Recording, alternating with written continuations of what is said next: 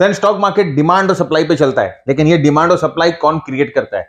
ये smart money create करते हैं। स्मार्ट मनी क्या होते हैं और ये किस तरह से डिमांड सप्लाई क्रिएट करते हैं, कहां पर बैठे रहते हैं और उनके फुटप्रिंट्स हम कैसे पहचान सकते हैं, वो हम आज के एपिसोड में डिस्कस करेंगे। दोस्तों नमस्कार, मैं भरत झुंझुनवाला आप सबका स्वागत करता हूं आपके अपने यूट्यूब चैनल पे।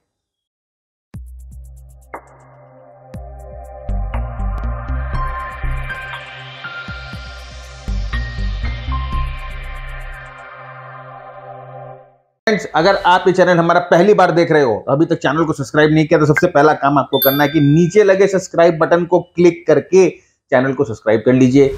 अगर आपको हमारा कंटेंट पसंद आ रहा है तो अपने सुझाव विचार नीचे कमेंट बॉक्स में बताएं। और हाँ, सबसे जरूरी है कि आप अपने दोस्तों के साथ जरूर ये शेयर करें। कहाँ शेयर करें? अरे आप तो बहुत जगह हो, सर्वव्यापी हो आप, फेसबुक पे, लिंक्डइन पे, ट्विटर पे, व्हाट्सएप पे, टेलीग्राम पे, यहीं पर भी हो आप अपने दोस्तों के साथ ये वीडियो जरूर शेयर करते हैं। जब भी आप स्टॉक मार्केट की चर्चा करते हैं, हमारे यूट्यूब चैनल पे बहुत तरह की हम एनालिसिस लेके आते हैं। जो भी स्टॉक मार्केट में इंटरेस्टेड है, सीख कर ट्रेड करने में, उनके साथ हमारी चैनल की चर्चा जरूर करें और उनके साथ हमारा चैनल जरूर शेयर करें। तो इसी के साथ जल्दी से चलते हैं अपने प्रेजेंटेशन पे। और आज का हमारा टॉपिक है trading with smart money, science of smart money activity. मतलब कि जो स्मार्ट मनी होती है, जो मार्केट को मूव करती है, जो स्टॉक को मूव करती है, वो उनके साथ अगर हमें ट्रेड करना है, अगर हम उनके फुट स्टेप्स को पहचानना है, वो जब एंटर करते तो हमें एंटर करना है, वो जब एग्जिट करे तो हमें एग्जिट करना है, तो कौन से वो प्लेसेस हैं चार्ट पे, कौन से वो सिग्नेचर्स हैं उनके, जो हमें बताता है कि इस जगह पर स्मार्ट मनी प्रेजेंट है। तो आज के एपिसोड में हम वही सब देखने वाले हैं। तो पहले ये समझते हैं फ्रेंड्स कि स्मार्ट मनी होता क्या है। स्मार्ट मनी बेसिकली हम बोलते हैं उन बंदों को जिनके पास कैपिटल की कोई कमी नहीं होती, अनलिमिटेड कैपिटल जिनके पास होता है, और जो अपने कैपिटल के पावर से स्टॉक मार्केट के प्राइस को या किसी भी एक स्टॉक के प्राइस को बढ़ा या घटा सकते हैं। तो उनमें कौन आते हैं? उनमें आते हैं इंस्टीट्यूशनल इन्वेस्टर्स। इंस्टीट्यूशनल इन्वेस्टर्स की जब हम बात करते हैं तो आप जनरली FIIs की बात करते हैं, DIIs की बात करते हैं। तो ये जो होते हैं इंस्टीट्यूशनल इन्वेस्टर्स होते हैं, इनके पास इतना पैसा होता है कि एक मार्केट को हिला भी सकते हैं, एक मार्केट को चढ़ा भी सकते हैं। नेक्स्ट आते हैं बैंक्स। देखिए, बैंक्स भी अनलिमिटेड मनी सोर्स हैं, तो ये भी अलग अलग चैनल से मार्केट में इन्वेस्ट कर सकते हैं। उसके बाद आते हैं म्यूचुअल फंड्स। देखिए, म्यूचुअल फंड्स ऑफ कोर्स आप जानते हो कि किस तरह से म्यूचुअल फंड मार्केट में ट्रेड करता है, किस तरह से म्यूचुअल फंड मार्केट में खरीदता है।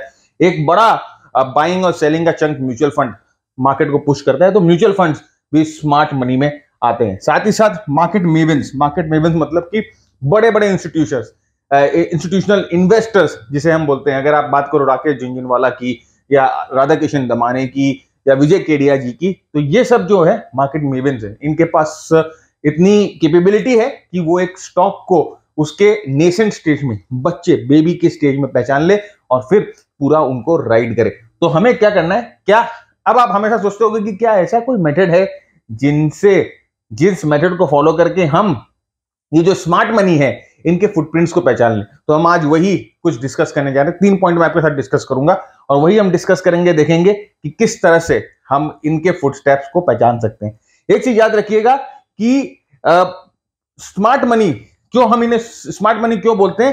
क्योंकि इनके पास बहुत बेटर चांस होते हैं सक्सेस के। इनके पास बहुत बेटर चांस होते हैं सक्सेस के। इनके पास अनलिमिटेड पैसा होता है। रिसर्च, ये एक रिसर्च की टीम बैठा सकते हैं, ये कई बंदों को बैठा के रिसर्च करा सकते हैं, मार्केट रिसर्च करा सकते हैं, कंपनी की जो मैनेजमेंट होते हैं उनसे बात कर सकते हैं। इन्हें प्रोडक्ट का आइडिया ज्यादा होता है, ये प्रोडक्ट के आइडिया के बारे में बात कर सकते हैं। तो इनके पास बहुत सारे रिसोर्सेज होते हैं, बहुत अच्छे ब्रेन पावर्स होते हैं, बहुत अच्छी टेक्नोलॉजी होती है जिसके थ्रू ये मार्केट को हिला गिरा सकते हैं। अच्छा देखिए, स्मार्ट मनी जो होते हैं वो हर एक टाइम फ्रेम पे आपको मिलेंगे। हर एक टाइम फ्रेम पे आप सोचोगे कि अगर मैं अर्ली टाइम फ्रेम पे ट्रेड कर रहा हूं तो अर्ली टाइम फ्रेम पे भी आपको स्मार्ट मनी मिलेगा। कैसे मिलेगा? समझिए, कोई एक बड़ा ट्रेडर या कोई बड़ा इन्वेस्टर अर्ली टाइम फ्रेम पे ट्रेड करता है, स्विंग ट्रेड करता है, तो वो वहां पर अर्ली टाइम फ्रेम पे भी अपने फुटस्टेप छोड़ के जाएगा। 5 मिनट के टाइम फ्रेम पे, इवन 10 मिनट के टाइम फ्रेम पे, डेली के टाइम फ्रेम पे, वीकली के टाइम फ्रेम पे, मंथली के टाइम फ्रेम पे, सब जगह स्मार्ट मनी होते हैं। क्योंकि जो इन्वेस्टर्स होते हैं, जो ट्रेडर्स होते हैं, वो अलग अलग टाइप के होते हैं। कोई ट्रेडर्स, जैसे कि हम लोगों में भी अलग अलग टाइप के ट्रेडर होते हैं, कई स्कैल्पर होते हैं, कई पोजिशनल ट्रेडर होते हैं, बहुत जन इन्वेस्टर होते हैं। वैसे स्मार्ट मनी भी अलग अलग होता है और उनके उनके जो फुटप्रिंट्स होते हैं वो अलग अलग टाइम फ्रेम पे हमें देखने को मिल सकते हैं।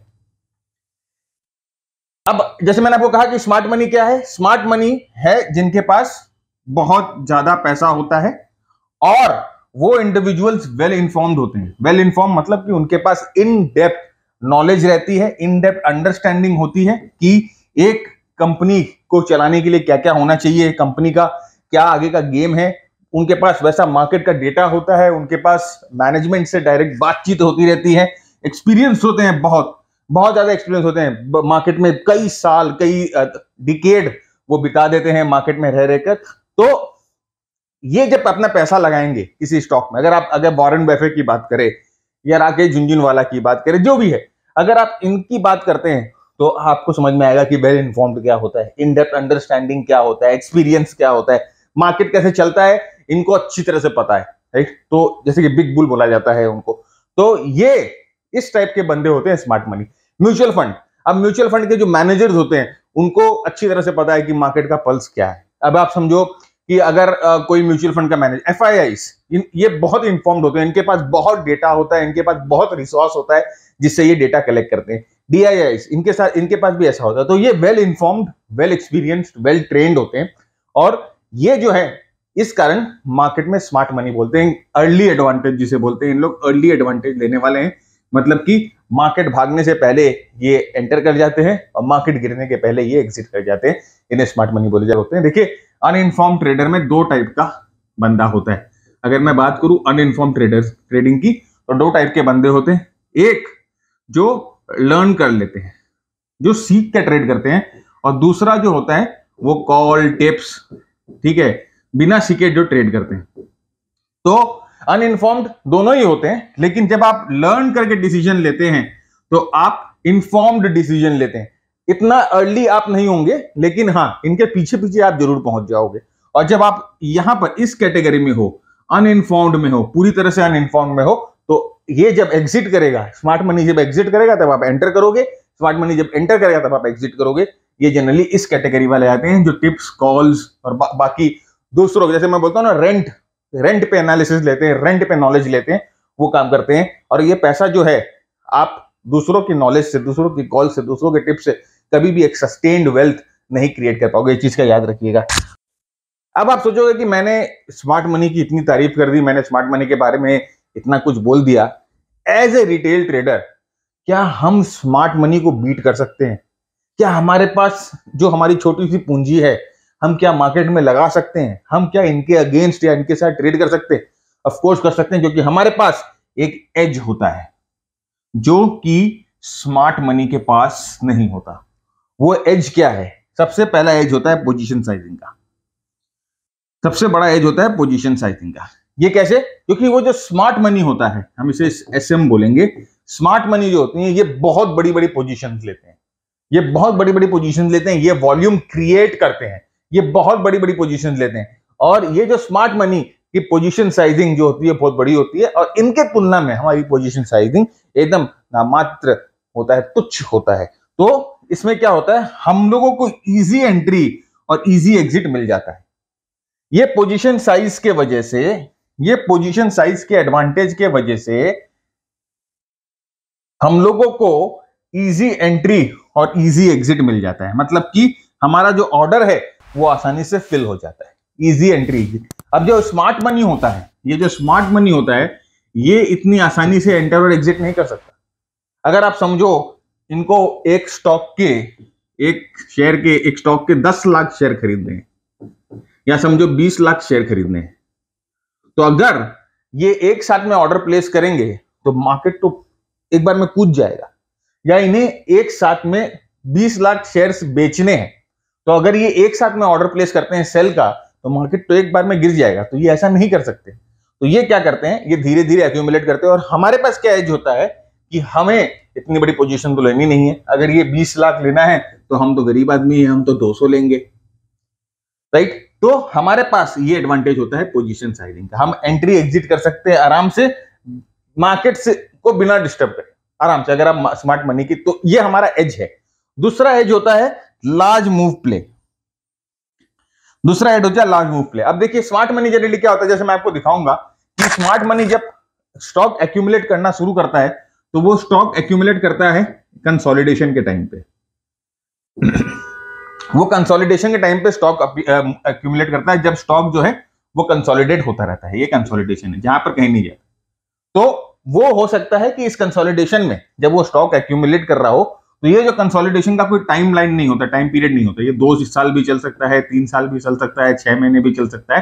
तो वो ऑल थ्रू दिस कंसोलिडेशन बैठते हैं, आराम से बैठते हैं और यहां समझिए यहां लोस पे खरीदते हैं, यहां लोस पे खरीदते हैं, यहां लोस पे खरीदते हैं। तो उनके अंदर पेशेंस होता है, उनके पास इतना फंड भी होता है कि वो ऐसे एक्यूमुलेट और एलोकेट कर सकते हैं। हमारे पास क्या होता है, हम अगर छोटे ट्रेडर्स हैं, अगर हम इनके सिग्नल को पहचान ले या इनके फुटस्टेप्स को पहचान ले, तो ये जो ब्रेकआउट मूव होता है, ये जो लार्ज मूव होता है, ये जो मोमेंटम होता है, जब ये ब्रेकआउट होता है तो हम उसको ट्रेड कर सकेंगे। तो हमें क्या है कि इस दौरान वो स्टॉक में बैठना नहीं पड़ता, क्योंकि देखिए हमारी लिमिटेड कैपिटल है। तो अगर हम यहां पर बैठ के अपने कैपिटल को 2, 2.5 साल, 3 साल अगर हम यहां पर लॉक कर लेंगे, तो फिर हम ट्रेड कैसे करेंगे? ट्रेड कैसे भाई, एक जगह तो कैपिटल लॉक हो गई, और ऐसा 5-6 स्टॉक आपने ले लिया तो आपका कैपिटल खत्म। अब 5 साल तक आप हाथ पे हाथ धरे बैठे रहो, 2 साल तक हाथ पे हाथ धरे बैठे रहो, फिर ये ब्रेकआउट होगा कि नहीं होगा, बहुत सारी अपॉर्चुनिटीज आपसे छूट जाएगी। तो हम क्या करेंगे, हमें क्या करना होता है, हमें ये मोमेंटम मूव ट्रेड करनी होती है। देखिए स्मार्ट मनी एक नहीं होता, बहुत सारे म्यूचुअल फंड होते हैं, बहुत सारे इन्वेस्टर्स होते हैं। कोई हो सकता है एक्स खरीद रहा हो, कोई वाई खरीद रहा हो, कोई जी खरीद रहा हो। तो अब हम लोगों को क्या है, हम लोगों को तो भैया ये ब्रेकआउट ट्रेड करना है। कंसोलिडेशन पे आप बैठो, ब्रेकआउट होगा तो हमें पता चल जाएगा। हाँ देखिए इसमें ये है कि आप समझिए कंसोलिडेशन पे अगर वो ट्रेड ले रहे हैं, तो उन्होंने समझो 100 रुपए पे लिया, आप ब्रेकआउट पे ले रहे हैं, तो आपने 150 पे खरीदा, लेकिन कोई दिक्कत नहीं है, उतना तो है कम, भैया अपने पैसे का ब्याज ही बच जाएगा। अगर कंसोलिडेशन में रहा तो अपने पैसे का ब्याज ही बच जाएगा।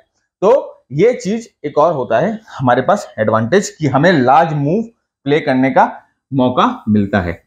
नेक्स्ट एडवांटेज है one man show. As a single trader, आप एक अकेले बंदे हैं अपने घर में, या आपका अकेले का अकाउंट है जो आप ट्रेड करते हैं, आपको कोई लार्ज टीम, कोई लार्ज नॉलेज, कोई expensive market material, researches, expensive algo, ये सब की कुछ दरकार नहीं है। आपको दरकार है एक कंप्यूटर टर्मिनल की, आपका एक कंप्यूटर टर्मिनल हो और आपको टेक्निकल एनालिसिस की नॉलेज हो, बस। अगर आपके पास ये है तो आप वन मैन शो हो और आप स्मार्ट मनी को बीट कर सकते हो। आपके पास एक एज है, क्योंकि ये सब रिसर्च जो है वो करते हैं अर्ली एंट्री, बहुत अर्ली एंट्री लेने के लिए। हमें तो बस उनके पद चिन्ह को फॉलो करना है। तो वन मैन शो होता है, तो हमारा ये सब एक्सपेंस नहीं होता है, तो हमारा एक ये एज होता है। दूसरा होता है फॉलोइंग द गेन्स। हमको क्या करना है, हमको उनके गेन्स को फॉलो करना है। वो जहां जहां चले हम बस उनके पीछे पीछे चल दे। तो हम क्या करेंगे, ये अगर 4 चीजें हमारे पास होती है एज ए रिटेल ट्रेडर, तो हमारे पास स्मार्ट मनी से ज्यादा एज होती है। लेकिन अब आप सोचोगे कि हमारे पास स्मार्ट मनी से ज्यादा एज है, उसके बाद भी हम जो छोटे ट्रेडर होते हैं, रिटेल ट्रेडर होते हैं, वो प्रॉफिटेबल क्यों नहीं होते? उसका कारण यह है कि हम सीखते नहीं हैं। हम कॉल्स पे, टिप्स पे, दूसरों की एनालिसिस पे ज्यादा भरोसा करते हैं। आप मेरी बात अच्छी तरह से मानो और एक चीज समझने की कोशिश करो। जिस दिन आप सीख कर ट्रेड करना शुरू कर दिए, जिस दिन आपने सीखना शुरू कर दिया, नॉलेज, खुद की नॉलेज पे ट्रेड लेना शुरू कर दिए, आपके लॉसेस जो है वो 90% कम हो जाएंगे। 90%, 10% तो एरर होता है, वो सबसे ही होता है, लेकिन जो ब्लंडर होता है वो आप 90% कम कर दोगे, ये मेरी गारंटी है। कोई बंदा जिसने सीखा है और सीख कर ट्रेड किया और ये एक्सपीरियंस किया है, तो नीचे कमेंट करके बताए, ट्विटर पर भी बताए कि सर हाँ आप ठीक बोल रहे हो, क्योंकि मैंने खुद एक्सपीरियंस किया है ये। अब आगे बढ़ते हैं। अब ये मैंने सोचा कि बट हाउ, अब मैंने आपको इतनी बात बता दी कि भाई हम जो रिटेल ट्रेडर हैं, हम जो छोटे ट्रेडर हैं, हम जनरली स्मार्ट मनी को आउट परफॉर्म कर लेते हैं, लेकिन कैसे, हाउ, क्या तरीका है? भाई एक ही तरीका है, सिर्फ हमको ये पता चल जाए कि वो कौन सा टाइम है, व्हाट इज हैपनिंग, वो कौन सा टाइम है, वो कौन सा समय है जिससे हमें पता लग जाए कि यहां पर स्मार्ट मनी एंटर है।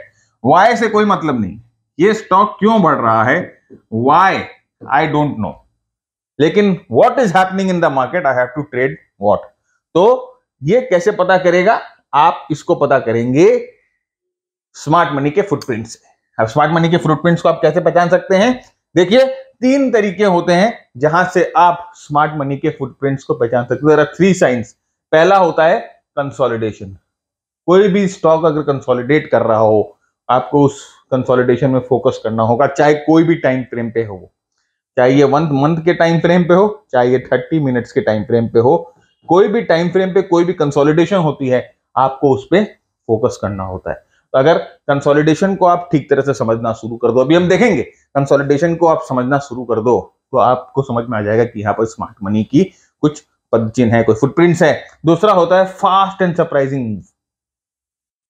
फास्ट एंड सरप्राइजिंग मूव होता है, कोई भी स्टॉक आप देखोगे कंसोलिडेशन में है, कोई भी स्टॉक क्या होता है कि कंसोलिडेशन में रहता है और उसके बाद जब ये ब्रेकआउट करता है तो बहुत फास्ट मूव होता है, बहुत सरप्राइज कर देता है आपको। अभी 3 महीने से आप अपने वॉच लिस्ट पे ये स्टॉक को रख के रखे हो, आप देखते हैं कि ब्रेकआउट ही नहीं हो रहा है, ब्रेकआउट ही नहीं हो रहा है, फिर अचानक में क्या करते हो, अपने वॉच लिस्ट से आप स्टॉक को हटा देते हो। और जिस हफ्ते आपने अपने वॉच लिस्ट से स्टॉक को हटाया, उसी हफ्ते ये स्टॉक जबरदस्त ब्रेकआउट दे दिया।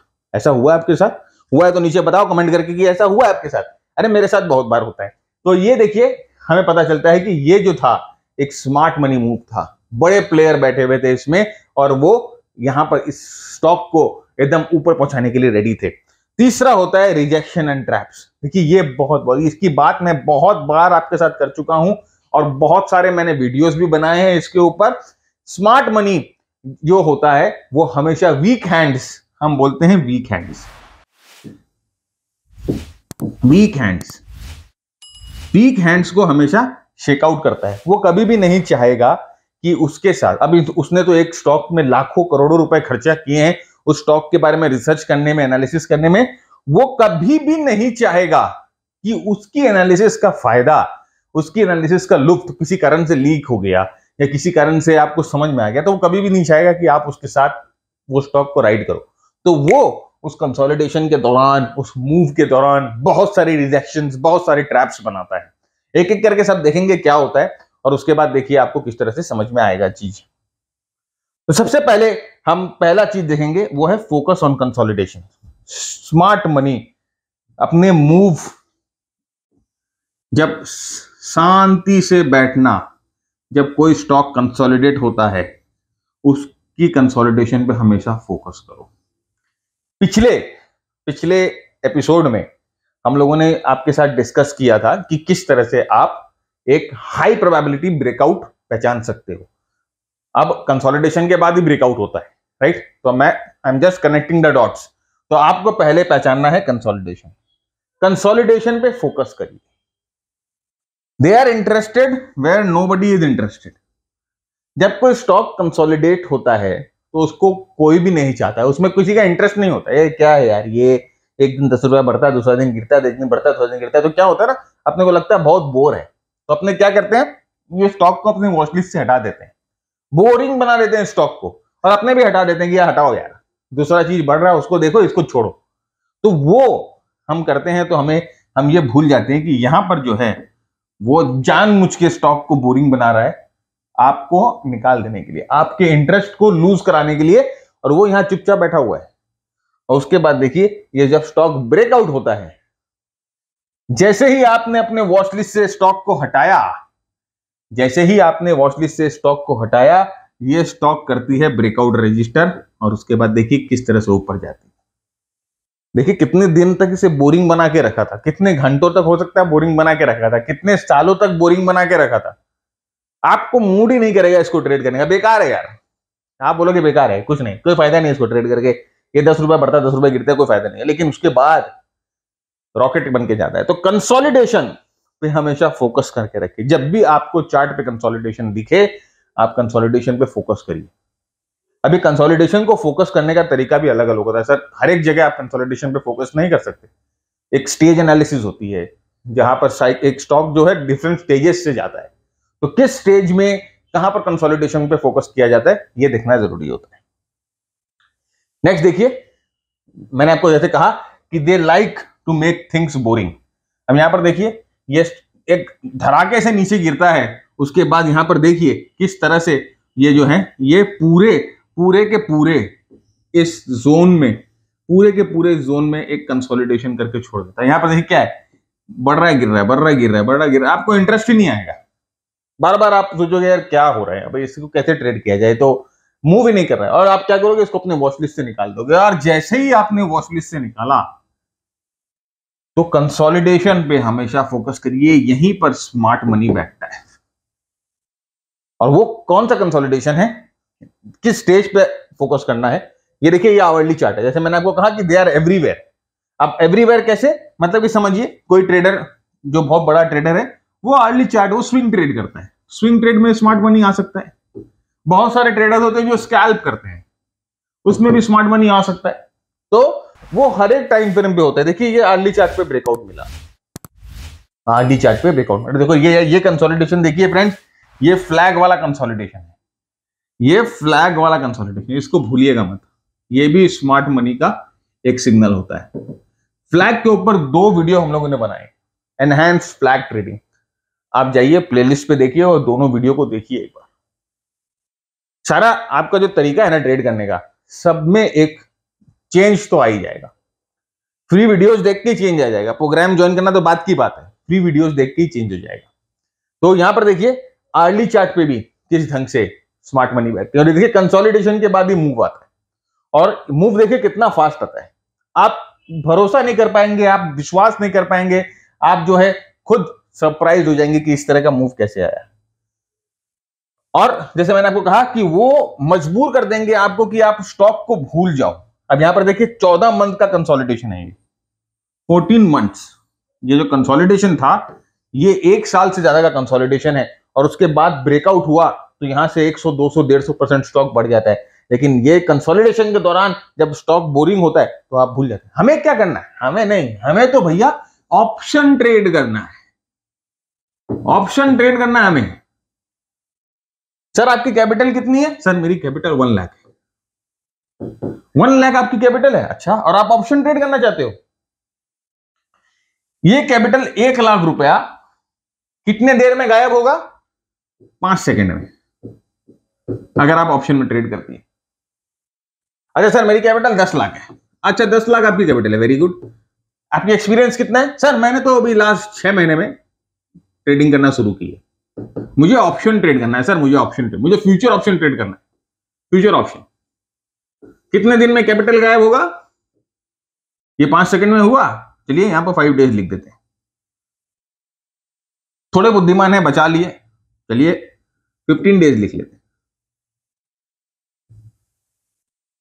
हमें ये सब क्वालिटी थोड़ी ना करना है, हमें थोड़ी ना मतलब है कि हमें, अरे किसी भी स्मार्ट मनी को, बड़े प्लेयर को, म्यूचुअल फंड्स को कभी भी फ्यूचर्स में ट्रेड करते देखा है? कभी भी सुना है वॉरेन बफे, राकेश झुनझुनवाला, राधा किशन दमानी या कोई भी बड़ा म्यूचुअल फंड वो फ्यूचर्स खरीद रहे हैं या फ्यूचर्स बेच रहे हैं या ऑप्शन में काम कर रहे हैं? कभी भी सुना है? नहीं सुना है। क्यों नहीं सुना है? जब इतने बड़े बड़े लोग नहीं कर रहे हैं तो भैया क्यों अपनी लगे हो? बात को समझो, ये सब गेम है, सब बेवकूफ बनाने वाला गेम है, छोटे ट्रेडर्स लोग को मारने का गेम है। फ्यूचर ऑप्शंस तो जब तक आपके पास 10 साल का एक्सपीरियंस नहीं हो और कम से कम 10 लाख रुपए, 20 लाख रुपए आप ये डिसाइड कर लो कि मैं खोने को तैयार हूं मार्केट में, उसके बाद आप फ्यूचर एक्शन करो, नहीं तो मत करो। तो देखिए 14 मंथ का कंसोलिडेशन, उसके बाद ब्रेकआउट। ये जो स्मार्ट मनी है मजबूर कर देगी आपको स्टॉक को भूल जाने में, भूल जाओगे आप। नेक्स्ट देखिए, ये पहला कंसोलिडेशन 194 डेज, 194 डेज का कंसोलिडेशन है ये। यहां देखिए 194 डेज का कंसोलिडेशन है, उसके बाद यहां ब्रेकआउट मिल रहा है। और यहां पर देखिए जब ब्रेकआउट हो रहा है तो देखिए ट्रेंड क्या है। लास्ट वाला वीडियो देखिए, आपको समझ में आ जाएगा कि हाई क्वालिटी ब्रेकआउट में क्या कैसे हम पहचाने। तो देखिए यहां से ब्रेकआउट हो रहा है, 194 दिन के बाद ब्रेकआउट, ऑलमोस्ट 6 महीने। 6 महीने कंसोलिडेट हुआ, उसके बाद ब्रेकआउट, उसके बाद ये मूव देता है यहां से कम से कम भी 30-40% का मूव देता है या ज्यादा का ही मूव दिया होगा। और उसके बाद देखिए क्या हुआ, ये मूव देने के बाद जब अब ये मार्केट की नजर में आ गया, ये आपके मेरे सबके नजर में आ गया कि अरे भैया ये स्टॉक ने तो है 5 दिन में 10 दिन में 25% की मूव दे दी। अब आपने इसको अपने वॉच लिस्ट में रख लिया कि इसको खरीदना है, या आप खरीद लिया, आपने यहां पर एंट्री कर ली समझो। अब ये वहां से जो स्मार्ट मनी है क्या किया, देखिए इसको वापस 1 साल 259 डेज ऑलमोस्ट 9 महीने तक इसको कंसोलिडेशन में लेके गया और उसके बाद यहां से ब्रेकआउट मिलता है। कलाकार हैं ये, इनको बीट करना है तो इनके जैसा सोचना होगा। फ्यूचर ऑप्शन नहीं ट्रेड करते ये। अब यहीं पर देखिए वापस सेम, ये देखिए 97 डेज ऑलमोस्ट 3 महीने के लिए कंसोलिडेशन में रखता है, उसके बाद 3 महीने के बाद क्या जबरदस्त ब्रेकआउट। ये कम से कम भी यहां से 50-60% का ब्रेकआउट है। अब जब ये ब्रेकआउट होता है तो ये लोगों के नजर में आ जाता है, छोटे ट्रेडर्स रिटेल ट्रेडर्स इसके नजर में आ जाता है, तो वो भी क्या है कि इसमें खरीदारी शुरू कर देते हैं। तो उसके बाद देखिए इसने वापस क्या किया, वापस इसको कम से कम 220 दिन के लिए ऑलमोस्ट 6 महीने से ज्यादा वापस कंसोलिडेशन में लेके गया और उसके बाद वापस जो है यहां से ब्रेकआउट। तो देखिए नीचे से लेके यहां तक कम से कम 150 से 200% का मूव हम लोगों को देखने को मिल गया। यहां से नीचे से लेके ऊपर तक पैसा जो है डबल हो जाता है। तो हम जनरली क्या करते हैं, ये सब चीज मिस आउट कर जाते हैं, क्योंकि हमारा तो ध्यान भटकाया जाता है, हम लोगों का ध्यान भटकाया जाता है कि फ्यूचर ऑप्शन ट्रेड करो। तो ये होता है कंसोलिडेशन। कंसोलिडेशन को पहचानना यहां पर जरूरी होता है। कंसोलिडेशन को हमेशा ध्यान में रखिएगा, अलग अलग स्टेज एनालिसिस होती है जहां पर कंसोलिडेशन पहचाना जाता है।